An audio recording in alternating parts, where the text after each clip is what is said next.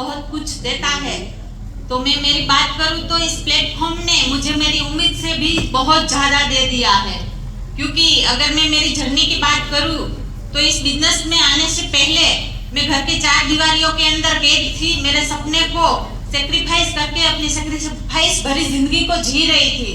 लेकिन बोलते हैं ना, महागुरु जी कल बोल रहे थे कि अगर हम पूरे दिल से अगर किसी चीज को चाहते हैं, कुछ करने की इच्छा है, तो किसी ना किसी रूप में वो हमारे सामने आ जाता है।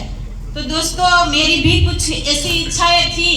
हमारे घर की परिस्थितियां कुछ ठीक नहीं थी, तो मैं भी कुछ ऐसा चाहती थी कि कुछ ना कुछ ऐसा मैं काम करूं कि जिनसे मैं अपने हस्बैंड की हेल्प कर सकूं। तो मेरे सामने ऐसा कोई भी काम नहीं था, पर धीरे धीरे महागुरु जी अनुज सर हमारी लाइफ में आए एसडीपीएस को लेके। तो दोस्तों, मैं चाहती हूँ कि अनुज सर के लिए एक बार जोरदार तालियां हो।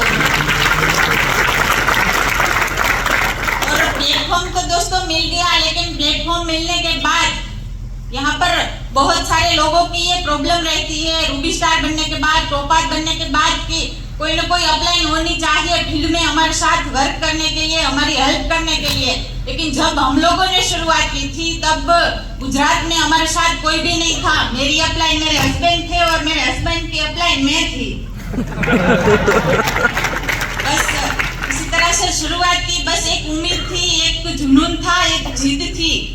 गाइडलाइंस मिलती थी सभी अपलाइनों का मैं धन्यवाद करना चाहती हूँ, क्योंकि सभी लोग दिल्ली में थे, फिर भी हम लोगों को कभी भी अकेला महसूस नहीं होने दिया। हर पल हम लोगों को गाइड करते थे। हम लोगों को ट्रेनिंग का, सेमिनार का समय मिल जाता था, लेकिन जिस तरह से फील्ड में, ग्रुप मीटिंग में लोगों को समय चाहिए होता है अपलाइन का, उस तरह से हम लोगों को सपोर्ट नहीं मिलता था। लेकिन हमारे अंदर एक जिद थी, एक जुनून था।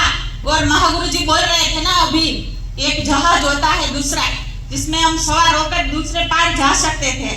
लेकिन हमारे पास ऐसा कोई एक जहाज नहीं था कि जहां पर हम पार होकर वापस जा सके। हम लोगों ने पहले से हमारे उस जहाज को उड़ा दिया था, और उस जहाज को उड़ाने के बाद एक ही रास्ता बचता था, करे या मरे। बस यही एक ऑप्शन था। तो उस पर हम लोगों ने काम किया। एक जिद थी कि कुछ भी हो जाए, कोई साथ हो या ना हो, हमारी अपलाइनों की गाइडलाइंस, उनका आशीर्वाद हमारे साथ है। तो बस डटे रहे, बने रहे, और हमारी जोरदार टीम उसके बाद हमारे साथ आ गई। और आज बताते हुए प्राउड फील हो रहा है कि हम लोग ब्लू डायमंड बन गए हैं, और बहुत जल्द आप लोगों के सामने ब्लैक डायमंड बन के आ जाएंगे। Thank you.